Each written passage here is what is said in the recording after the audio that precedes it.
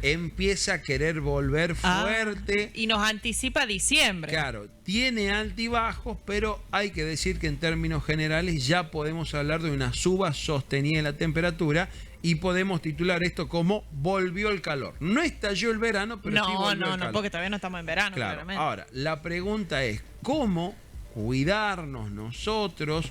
Cómo cuidar a los más chicos y cómo cuidar a los más grandes de las altas temperaturas y sobre todo de esta situación que se denomina golpe de calor, que cuando llega realmente se siente y mucho en la salud de las personas. Para charlar de todo esto y mucho más, vamos a hablar con el doctor Adolfo Vega. Él es subsecretario de Atención Primaria de Salud. Doctor, bienvenido a Alta Data. Aquí Matías e Ivana los saludamos. Buen día.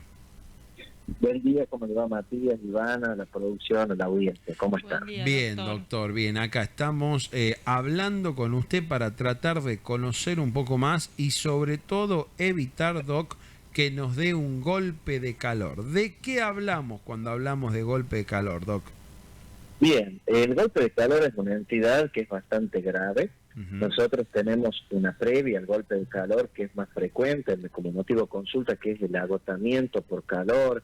Por ahí antes le llamábamos insolación, porque cuando uno tiene el golpe de calor, es un cuadro tan fuerte que tiene una fiebre que no cede con nada, 39, 40 grados, y por supuesto trae la persona una respiración agitada, una frecuencia cardíaca acelerada, puede tener dolor de cabeza, pero se altera, empieza a alterarse el sensorio, donde ya tenemos trastornos de comportamiento, convulsiones o cólicos. O sea, realmente es una entidad grave que se previene y es bastante frecuente en lugares como este, como usted bien decía, de alta temperatura y por supuesto, bueno, es el clima de nuestra ciudad, de nuestra provincia, ¿no? Entonces, es muy importante que difundamos la prevención. Bien, esto, doctor, para preguntarle y ampliar un poquito más, ¿es por muchas horas expuesto al calor, es decir, no en la casa, al sol? ¿Es solo que tiene que ver con el ambiente, la presión? ¿Cómo podemos entender eso para evitarlo, lo que usted dice, prevenirlo? Bien, por supuesto tiene que ver con el ambiente, ¿no? Tiene que ver con la temperatura externa, pero también tiene que ver con factores de la persona, porque tenemos personas más susceptibles a padecer esto, que tiene que ver, por ejemplo, con los niños pequeños, con los adultos mayores, personas que tienen enfermedades crónicas, no transmisibles, diabetes, hipertensión, y por supuesto si uno tiene una condición de salud previa, va a tener más susceptibilidad a esto. Y también tenemos que tener en cuenta que no todos tenemos la misma exposición. Por allí la voluntaria, que tiene que ver con salir a hacer una recreación, pero por ahí cuando depende de cuestiones laborales, por ejemplo, un albañil, alguien que trabaja en la parte eléctrica en la calle, un barrendero, o sea, tiene por su condición laboral una exposición mayor que el resto y tiene, por supuesto, que tener mayores cuidados frente a esta temperatura y también en los horarios que trabaja, porque el horario de mayor calor más o menos está entre las 11 de la mañana y las 5 de la tarde, entonces se recomienda la no exposición en ese horario y por supuesto las medidas generales que tienen que ver primero con una buena hidratación, mantener la hidratación independientemente del verano, todo el año tenemos que tener una buena hidratación a base de agua, pero por supuesto esto se incrementa en el verano porque uno tiene que reponer las pérdidas, 2,5 litros, 3 litros de agua. ¿Hay algún cálculo, doctor, para la cantidad de agua que debo tomar según mi tamaño, mi altura, mi peso? Miren, en el adulto se recomienda 2,5 litros a 3 litros, pero pasan cuestiones muy puntuales. El adulto mayor pierde la sensación de sed, ¿sí? Entonces, si ustedes seguro tienen algún familiar adulto mayor o conocen a alguien, saben que hay que estarle diciendo todo el tiempo, ya tomaste agua, no te olvides de tomar agua.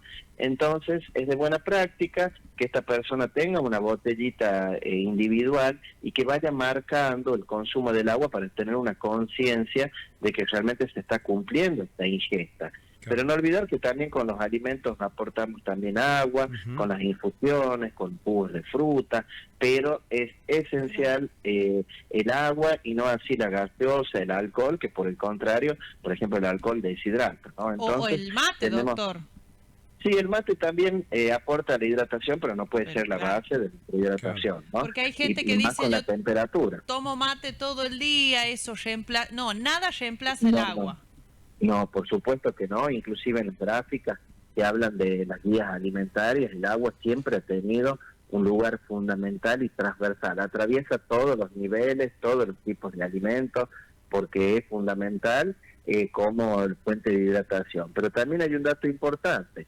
Si yo entreno, si hago una actividad física Sí. extrema, si tengo una tarea laboral así muy expuesta, usted ha visto que hay gente que transpira y deja una mancha blanquecina en la ropa, es una Sí. persona que pierde mucha sal también. Ajá. Entonces también debe reponer esa sal. Claro. Ahora, con el agua en este caso no sería suficiente, por ahí necesitamos reponer con alguna bebida tipo deportiva, o Ujú. también la podemos hacer un poco más casera, con agua, un poco de jugo de limón, una cucharadita de sal, Ah. un poquito de azúcar, pero por supuesto teniendo en cuenta las contraindicaciones, como una persona diabética que tiene Sin el duda. azúcar muy alta, por ejemplo, o una persona hipertensa que no puede comer sal. Claro. Doctor, bueno, esta semana justamente estamos con máximas que superan los 30 grados. Para mañana viernes se espera un día con 35 de máxima.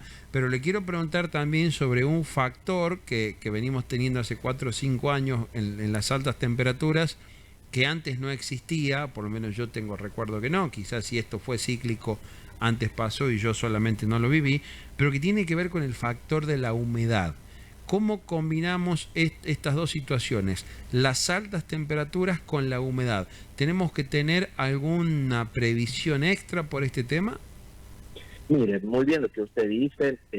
Antes La Rioja se caracterizaba por un clima seco, un calor Sí. muy seco, y últimamente, inclusive lo vemos en la vegetación, vemos cómo los pastizales aumentan en el verano, están más verdes, porque ya hay como un clima más tropical, más Sí. húmedo. Entonces, es como un poco más sofocante a la hora de enfrentar ese clima que el Sí. calor seco.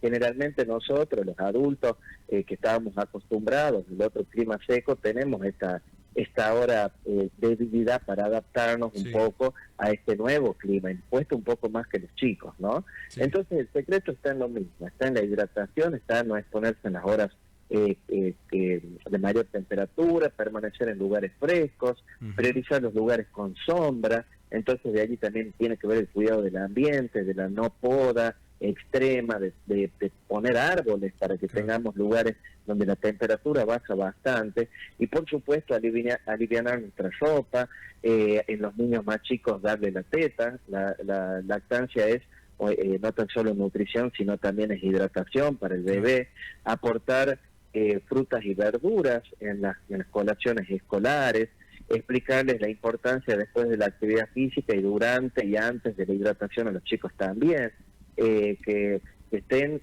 protegidos también con pantalla solar. Nos olvidamos de cuidar nuestra piel Sí. también, que directa o indirectamente recibe los rayos ultravioleta, y agregamos un extra ahora que es el repelente, que también, si hablamos ya del cuidado personal, también colocarse repelentes de buena práctica a la hora Sí. de circular. Eso Y le iba a un decir, dato, ¿cómo viene el tema mosquitos, doctor? ¿Vienen Uf. haciendo el seguimiento, cuestión del dengue, la proliferación? ¿Qué panorama tienen para esta sí, última parte del año y lo que viene del 2026?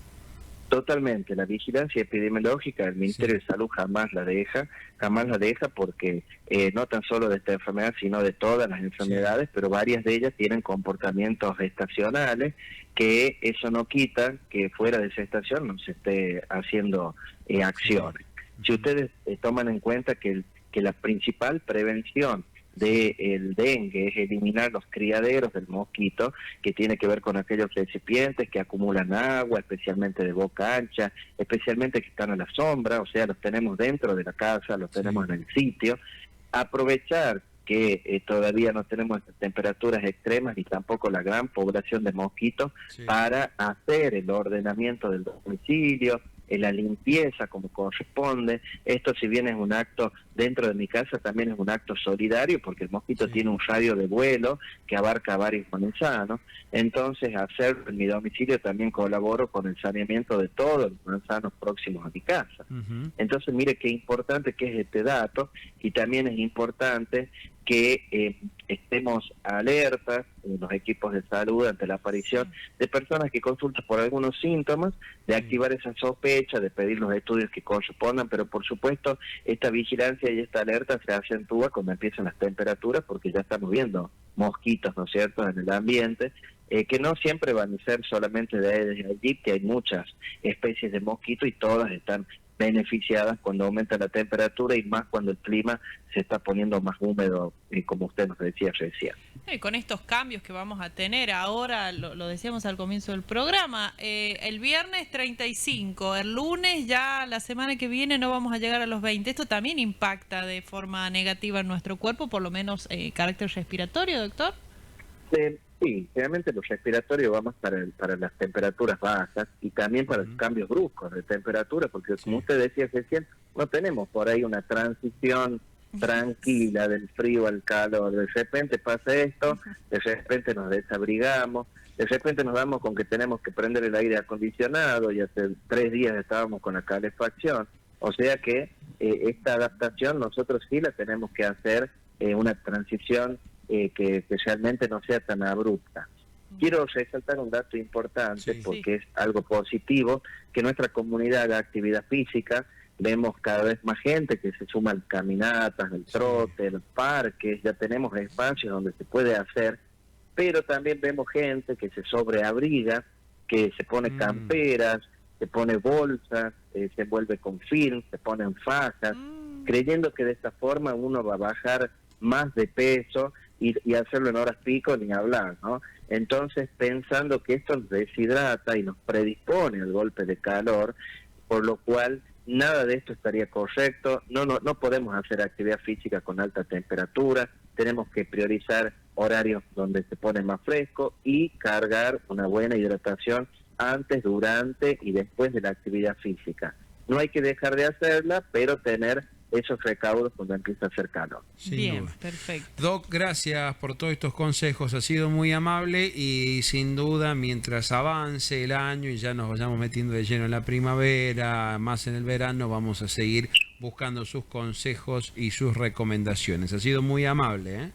No, gracias a ustedes y no olvidar más allá de la época del año que todos los centros de salud y vacunatorios tienen vacunas que están accesibles, son gratuitas, desde las 7 de la mañana hasta las 7 de la tarde puedo ir a vacunarme. Completemos el calendario de vacunación, estamos flojos en vacunación, tenemos que vacunar a nuestros niños, nuestros adolescentes, adultos mayores, en cualquier edad tenemos calendario que cumplir y la vacuna de la fiebre amarilla ha sido sacada del calendario oficial por el gobierno de Nación, así que ya hemos perdido una vacuna que era gratuita, especialmente pensando si íbamos a algún lugar donde la fiebre amarilla estaba circulando, teníamos que vacunarnos un mes antes, ahora se sacó del calendario, solamente ha quedado en provincias como Misiones, Formosa, en lugares más cercanos a Brasil, pero aprovechemos que las vacunas son gratuitas hoy,